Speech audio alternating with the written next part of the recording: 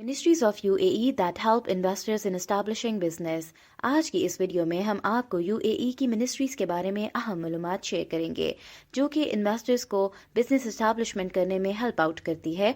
हम आपको ministry of finance के बारे में बताएंगे कि इसकी जिम्मेदारियां क्या हैं और ये किस तरह से fiscal, monetary and industrial policies बनाती है। इसके अलावा हम ये भी बताएंगे कि जीसीसी में यूएई की डुअल फाइनेंशियल सेंटर की वजह से कितनी इम्पोर्टेंस है। तो इसे डिटेल में देखने के लिए आइए शुरू करते हैं। ओके तो जो सबसे पहली मिनिस्ट्री है of the Saudi Arab UAE की वो है ministry of finance. Because we know कि जब हम बिजनेस की बात करते हैं we talk about financing that business and we talk about the money that we are investing in that business. तो सबसे पहली जो कंसर्न मिनिस्ट्री है जो कि बिजनेसमैन के लिए या जो लोग इन्वेस्ट करना चाह रहे हैं इन द यूएई, जिस जिस मिनिस्ट्री से वो हेल्प ले सकते हैं, that is the ministry of finance.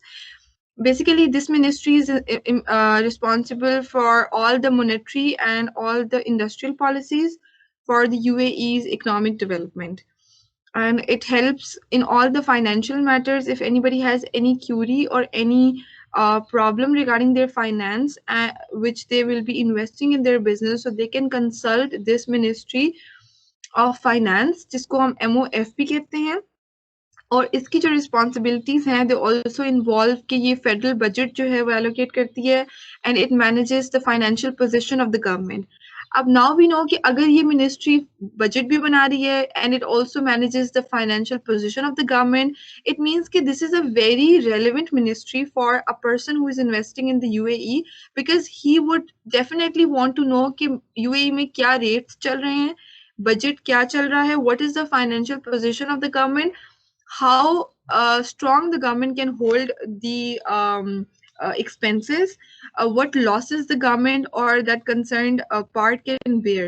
तो अगर आपको ये सब questions के answer चाहिए if you want to invest in the UAE, तो definitely Ministry of Finance के साथ आप कंसल्ट करेंगे। इसके बजट के जो ट्रैक्स हैं, लिस्टिंग्स हैं, you can consult that and you can see that कि क्या बजट चल रहा है। तो सबसे पहली और सबसे जो इम्पोर्टेंट और रेलेवेंट मिनिस्ट्री है। इसकी कुछ और रिस्पॉन्सिबिलिटीज भी यहाँ पे मैंने मेंशन की हैं, जैसे कि ये प्लानिंग करती है सस्टेनेबिलिटी के ऊपर, ठीक है, कि मुल्क में क्या चीज कम है, क्या ज्यादा है, what should we aim to develop more, establish more, किसको हमने सेंटर ऑफ अट्रैक्शन बनाना है, किससे ज्यादा पैसे आ सकते हैं, all of those responsibilities. Then it also improves the effectiveness of the budget. ये मैनेज भी करती है बजट को, जो भी कैश फ्लोज हैं ऑफ द फेडरल गवर्नमेंट, ये उस सबको मैनेज करती है ये मिनिस्ट्री। फिर उसके बाद it also promotes the investment opportunities in the UAE at an international level. अब ये जो इसकी थर्ड रिस्पॉन्सिबिलिटी है, this responsibility is very useful for the people who want to invest in the UAE, businessman के लिए। क्यों? क्योंकि यही वो रिस्पॉन्सिबिलिटी होल्ड करी है इन्वेस्टमेंट अपॉर्चुनिटीज के लिए। तो अगर आपको इन्वेस्ट करना है तो this is the most relevant ministry you can consult to.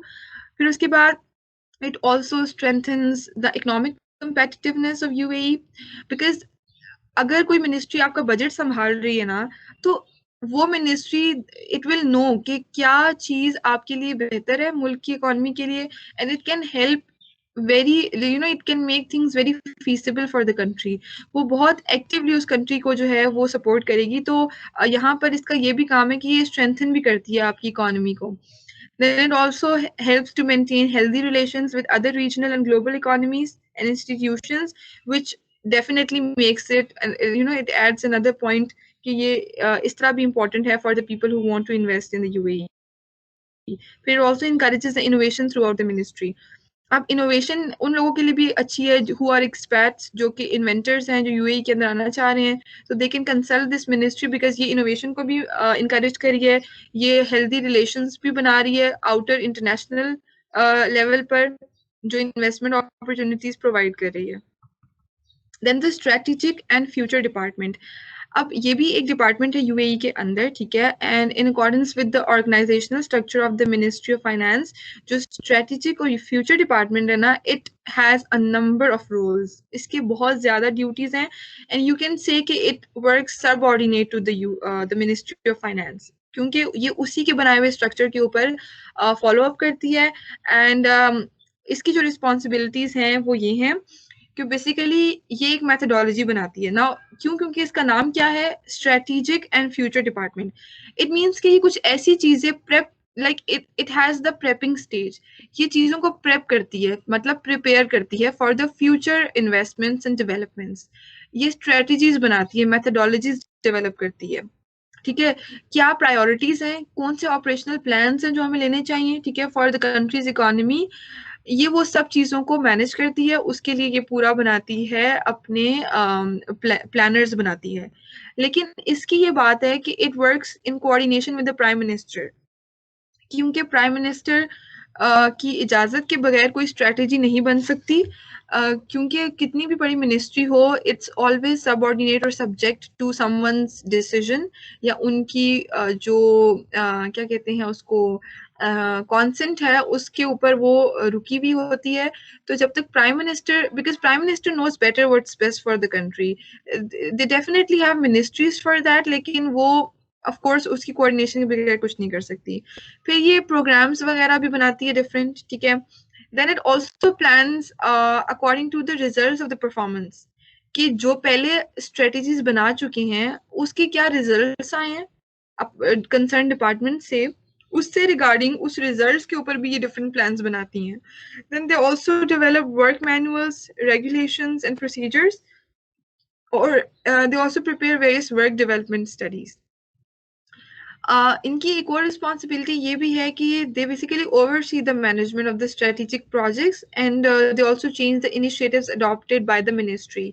Because अगर कोई मिनिस्ट्री कोई ऐसा स्टेप ले रही है which will have detrimental effects on the overall economy, तो ये उनको ओवरसी भी करती है, and it also change their initiatives, उनको बताएगी कि आप अपना इनिशिएटिव चेंज कर लें, this is not healthy for the economy। तो ये basically the name says it all, ये बेसिकली स्ट्रेटजीज बनाती हैं, मेथोडोलॉजीज बनाती हैं, और स्ट्रक्चर्स बनाती हैं in coordination with the concern departments, ताकि अच्छे से जो है वो काम हो सके और ऑपरेशनल प्लान्स जो हैं वो डेवलप हो सके। Then comes the government communication department. ये जो डिपार्टमेंट है, it basically works to keep communication channels between the ministries. क्योंकि इसका नाम ही कम्युनिकेशन डिपार्टमेंट है, तो जितनी भी मिनिस्ट्रीज हैं यूएई के अंदर, उनके बीच में कम्युनिकेशन डेवलप करती हैं, उनके कस्टमर्स के बीच में and the general public. Basically ये ट्रांसपेरेंट रखती हैं पूरे प्रोसेस को। एक मिनिस्ट्री से दूसरी मिनिस्ट्री का जो गैप है उसको फिल करती हैं, कम्युनिकेट करवाती हैं। इनकी जो competency that include that they develop and implement an integrated strategy for internal and external communication। एक तो मिनिस्ट्रीज के अंदर भी, फिर अगर एक मिनिस्ट्री ने किसी दूसरी मिनिस्ट्री, किसी और कंट्री की मिनिस्ट्री से कोई ताल्लुकात कायम रखने हैं, तो ये बेसिकली ये गवर्नमेंट के कम्युनिकेशन डिपार्टमेंट है जो एक्सटर्नली भी उनको कम्युनिकेट करवाती है। It also discusses the areas of communication and partnerships with various government institutions, ताकि पॉलिसी सपोर्ट की जाए, स्ट्रेटेजिक प्लान। ऑफ कोर्स देखें, कम्युनिकेशन इज वेरी इंपॉर्टेंट। अगर आपका प्लान कम्युनिकेट ही नहीं हो रहा सामने वाले को, तो there is no use of making that plan. तो ये जो डिपार्टमेंट है ये बहुत इंपॉर्टेंट है, बिजनेस सेंस से भी इंपॉर्टेंट है, कि अगर किसी ने बिजनेस करना है और अगर वो इस डिपार्टमेंट को रीच आउट करता है, गवर्नमेंट की कम्युनिकेशन डिपार्टमेंट को, कि आप मेरा ये जो आइडिया है या ये जो प्लान है ये आप कम्युनिकेट करवा दें to the ministry of finance, तो ये वो काम भी करता है। ये बेसिकली एक्सटर्नली और इंटरनली स्ट्रेटजीज को ये कम्युनिकेट भी कराता है, ताकि वो अच्छे से इम्प्लीमेंट हो जाए। और ये जो है मैनेज भी करता है वेबसाइट कंटेंट। क्योंकि कम्युनिकेशन डिपार्टमेंट है, तो सोशल मीडिया के ऊपर या वेबसाइट्स के ऊपर जितना भी कंटेंट है, अगर समझे मैं बिजनेस करना चाहती हूँ और मैं यूएई की किसी गवर्नमेंट पोर्टल यानी कम्युनिकेशन डिपार्टमेंट में ही उनके पेज पर ही पोस्ट कर देती हूँ कि मेरे फलां मैं अपना टेंडर लगा देती हूँ, ये सब चीजें, तो ये वहां से कंटेंट उठाकर जो रेलेवेंट मिनिस्ट्रीज हैं उनके साथ कोऑर्डिनेट करेगा, और उनको जाकर it will communicate the whole plan या आइडिया कि ये फलां बंदे हैं और इन्होंने ये हमारे पेज पे पोस्ट किया है। तो बेसिकली इसका ये काम है कि ये it has the developing tools to communicate with the customers and the public and the ministries. Then comes the macroeconomic and fiscal policy department. ये basically ये सारी जो है मिनिस्ट्री ऑफ फाइनेंस के साथ ही मिलकर काम करती हैं, और इसका काम ये होता है कि ये न्यू पॉलिसीज जो होती है ना हमारी, और उनको प्रपोज करवाती है, it also conduct them. Advance research के थ्रू ऐसी डिपार्टमेंट है। तो बेसिकली ये बहुत ही बारीकियों में और बहुत ही रिसर्चिंग का काम करती हैं, और इनके पास इनकी जो कॉम्पिटेंसीज और टास्क हैं बेसिकली वो यही हैं कि ये पॉलिसीज बनाती हैं सेंस कि इसे प्रपोजल रखती हैं और फिर उसको सबमिट करा देती हैं कंसर्न अथॉरिटीज के पास। अगर कोई मिनिस्ट्री ऑफ फाइनेंस के लिए इन्होंने पॉलिसी प्रपोज की है रिसर्च के थ्रू, फॉर इंस्टेंस अगर मिनिस्ट्री ऑफ फाइनेंस कोई काम कर रही है और वो काम इज नॉट वेरी सूटेबल, तो मैक्रो इकोनॉमिक जो डिपार्टमेंट है वो उसको रिसर्च करेगा कि क्या ये जो स्ट्रेटेजी बनाई है मिनिस्ट्री ऑफ फाइनेंस ने इज इट बेनिफिशियल इनफ। अगर उसको लगता है कि नहीं है तो फिर वो एक पॉलिसी प्रपोज करेगा और फिर उसको सबमिट करा देगा कि वो कंसिडर करें कि ये चीज हमने रिसर्च की है नहीं। बिकॉज जैसे हम लोग रिसर्चर्स हैं, we research different different countries की पॉलिसीज। क्यों? क्योंकि हम उनको स्टडी करते हैं और रिसर्च करते हैं और फिर कंसर्न अथॉरिटीज को बताते हैं कि हमने ये रिसर्च किया। It has the same work. और ये बेसिकली कलेक्ट भी करता है फाइनेंशियल स्टेटमेंट्स को on revenues and expenditures for the state. Collect करने के बाद इट ऑल्सो अपडेट्स कि क्या डिफरेंसेस आए हैं कंट्री के अंदर, जिस रेवेन्यू से फाइनेंशियल स्टेटमेंट कलेक्ट की है और स्टेट के ऊपर कितने खर्चे आ रहे हैं और कितना रेवेन्यू कलेक्ट हुआ जा रहा है, इस सब के ऊपर भी ये अपडेट करती है।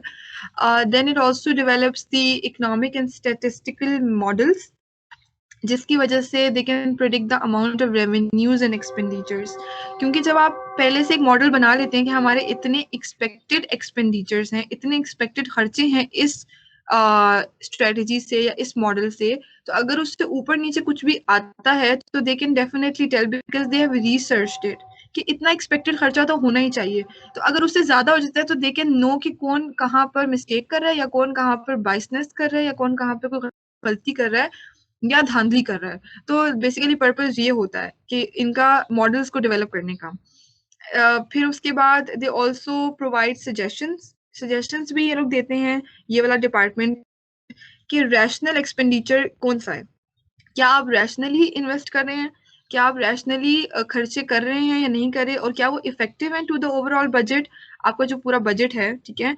और ये जितने भी दूसरी मिनिस्ट्री, ऑफ कोर्स ये सारी मिनिस्ट्रीज एक दूसरे के साथ कोऑर्डिनेटेड हैं, तो ये उनकी कोऑर्डिनेशन के साथ ही काम करती है। बट इट टेल्स अबाउट कि बजट में क्या डेफिसिट आ रहा है, क्या रैशनलाइज बजट होना चाहिए और आप किस तरह से खर्चे कर रहे हैं और किस तरह से इकोनॉमी डाउन हो रही है। It researches about that and then inform the concerned authorities.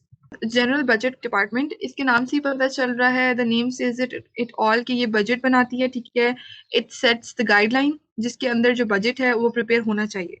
ये आपको बता देती है कि इतना हमारा इस महीने का या इस साल का बजट है, इससे बाहर आपने नहीं बनाना, ठीक है। It has this responsibilities. और जो भी लॉ ने पास किए हैं ना बजट से रिलेटेड चीजें, ये उस पर अमल करती है। इसकी जो कॉम्पिटेंसीज हैं वो बजट से रिलेटेड ही, ऑफ कोर्स, की रूल्स बनाती है to prepare the budget in the light of economic indicators of revenues and expenditures. Again, अब पिछला जो डिपार्टमेंट था उसने रिसर्च करके बताया है रेवेन्यूज और एक्सपेंडिचर्स, तो वो जो इंडिकेटर्स उसने दिए हैं इकोनॉमिक, उसके अंडर रहते हुए, उसकी लाइट में रहते हुए, it prepares a general budget कि अब हमें क्या बजट बनाना चाहिए, अब हमारे कितने खर्चे हो चुके हैं तो अब हमें कितना बनाना चाहिए। अब ये जो मिनिस्ट्रीज में सब डिस्कस कर रही हूँ ना, for the audiences who are listening, ये बिजनेसमैन के लिए ही है कि वो कैसे इन मिनिस्ट्रीज से हेल्प ले सकते हैं। नाउ ऑफ कोर्स ये जितनी भी मिनिस्ट्रीज हैं they are in respect with the people who want to invest in UAE. जाहिर अगर उनको पता होगा कि यूएई का बजट क्या है, किस चीज पर कितना खर्चा और किस पर नहीं है, मिनिस्ट्री ऑफ फाइनेंस क्या पॉलिसीज बना रही है, क्या स्ट्रेटेजीज हो रही हैं, this is all related with the businessman कि वो कैसे कर सकते हैं इसके अंदर। अगर उनको इन चीजों का पता होगा, इन मिनिस्ट्रीज की नो हाउ होगी and they are fully equipped with all the functions and competencies of these ministries, तो दे कैन इजीली इन्वेस्ट। अगर मुझे पता है कि एक चीज में यूएई में जो है उसका रेवेन्यू जो है वो बहुत ज्यादा है, तो मैं उसी डिपार्टमेंट में अपना इन्वेस्टमेंट करूंगी। तो उस परस्पेक्टिव से these ministries are important to study. फिर इट ऑल्सो जो कि फेडरल गवर्नमेंट बनाती है, and it also coordinates with all the federal stake holders. जब वो ड्राफ्ट बना रहे होते हैं बजट का, पहले वाली मिनिस्ट्रीज ने स्ट्रेटेजीज बनाई थी, different programmes, activities basically they prioritise कि कहाँ इन्वेस्ट करना इज मोर इम्पोर्टेंट, ठीक है, और कहाँ पर करना, फंड्स को कितने जाने चाहिए बजट में, और प्रोग्राम्स और एक्टिविटीज अगर आप करा रहे हैं उसमें कितने जाने चाहिए, ठीक है। And they also analyse the data and they submit the required recommendations. कोई रिकमेंडेशंस भी अगर आ रही हैं उनको फ्रॉम देयर कोऑर्डिनेटेड मिनिस्ट्रीज, तो वो उसको भी इंक्लूड करते हैं इन द बजट, और फिर वो बजट बनाते हैं। They also prepare the federation's general budget and the budget draft law and submit them to the competent authorities, following up its implementation and dissemination to the federal authorities after being issued. Again वही बात है, like इसके सारे जो points हैं उसमें budget से related ही बात हुई है कि ये budgets बनाते हैं। यहाँ पर जो point है उसमें उन्होंने कहा कि ये federation का भी budget बनाते हैं जो general budget है। एक तो हो गया ना सिर्फ investment और business रेवेन्यूज एक्सपेंडिचर से रिलेटेड बजट, एक फेडरेशन का अपना बजट भी होता है। जैसे हमारे कंट्री में फेडरल और प्रोविंशियल अलग बजट्स बनते हैं, हर प्रोविंस अपना भी बनाती है, फेडरल लेवल पे भी बनता है, तो इसी तरह ये भी जो है फेडरेशन का अलग बजट बनाता है। फिर ये एनुअल जो स्टेटिस्टिकल बजट है, ठीक है, उसको पब्लिश भी करती है, बिकॉज बजट पब्लिश करना भी इज इम्पोर्टेंट। आपको पता तो होना चाहिए कि हमारे मुल्क का इस दफा क्या बजट आया है। जैसे हमारे हर दफा न्यूज पर आता है कि जी एनुअल बजट हमारा बन चुका है, तो ये उसको पब्लिश भी करती है। फिर it also studies and prepares the necessary recommendations, क्योंकि रिकमेंडेशंस आना इज अ हेल्दी थिंग। आपको रिकमेंडेशंस मिलती हैं वो अच्छी बात है, आपको पता चलता है कि what are the flaws in your budget. लेकिन इसका काम ये है कि उनको स्टडी करें रिकमेंडेशंस को, और फिर उनको मतलब ऑब्वियसली उनको जो आपका फेडरल जनरल बजट है उसके अंदर उसको ऐड भी करे, उसको मेंटेन भी करे उस बैलेंस को। उसके बाद it examines the draft laws and decisions having a financial impact on the federal general budget. Laws को भी ये स्टडी करता है। कौन से laws? Just relating to the budget, कोई ऐसे नहीं कि कोई फैमिली लॉ है उसको स्टडी करे, just examines the draft laws, और जो डिसीजंस आए हैं जिनका फाइनेंशियल इम्पैक्ट है, ओनली रिलेटिंग टू फाइनेंस, उसको स्टडी करता है। Then comes the international financial relations and organisations department. इसके नाम से ही पता चल रहा है कि ये सिर्फ उनसे डील करता है, लाइक आउटर कंट्रीज के साथ, उनकी फाइनेंशियल बॉडीज के साथ। जैसे यूएई का जो फाइनेंस इंटरनेशनल फाइनेंशियल रिलेशंस है, वो हमारे जो हैं हमारे यहाँ पर भी होते हैं इंटरनेशनल रिलेशंस के डिपार्टमेंट, जैसे मिनिस्ट्री ऑफ फॉरेन अफेयर्स है हमारा। तो इनके काम ये होते हैं कि ये जो आउटर कंट्रीज की फाइनेंशियल बॉडीज हैं उनके साथ डील करते हैं, ताकि पता चले कि आउटर कंट्री में क्या हो रहा है। तो इनका जो काम है it's to negotiate with the world nations, बाहर की कंट्रीज के साथ निगोशिएट करना। टैक्सेशन के ऊपर यूजुअली निगोशिएशन होती है कि जी हमारे टैक्सेस कम कर दें या बढ़ा दें, या इस तरह से रिलेटेड, ठीक है, जो एग्रीमेंट्स हुए होते हैं, डबल टैक्सेशन नहीं लें हमसे। और ये लोग बेसिकली अपनी जो इकोनॉमी है उससे रिलेटेड जो प्रोडक्ट्स हैं उनकी इन्वेस्टमेंट को ये प्रमोट भी करते हैं कि आप हमारी चीज़ों को लें। जैसे हमारे यहाँ पे तो चाइना की बहुत सारी इन्वेस्टमेंट्स और प्रोडक्ट्स हैं, तो बेसिकली ये चाइना का इंटरनेशनल फाइनेंशियल रिलेशंस डिपार्टमेंट है जो हमारे डिपार्टमेंट्स के साथ कोऑर्डिनेट करता है, और उनको बेसिकली एक तरह से अपनी चीज़ें बेचता ही है ना, उसको उनको कन्विंस करता है। तो इस डिपार्टमेंट का काम ही यही है कि ये टैक्सेशन वगैरह, टैरिफ्स वगैरह, ट्रेडिंग से रिलेटेड जो मामलात हैं, जो और जो टैक्स से रिलेटेड इंफॉर्मेशन है, ये सारी दूसरे कंट्रीज से लेता है, निगोशिएट भी करता है उनके साथ। फिर जो लोकल टैक्स सर्टिफिकेट्स हैं ये वो भी इशू करता है to the institution and corporation and individuals, ठीक है। मतलब डिफरेंट कॉर्पोरेशंस और इंस्टीट्यूशंस को लोकली जो टैक्स होते हैं उनके भी सर्टिफिकेट्स इशू करता है।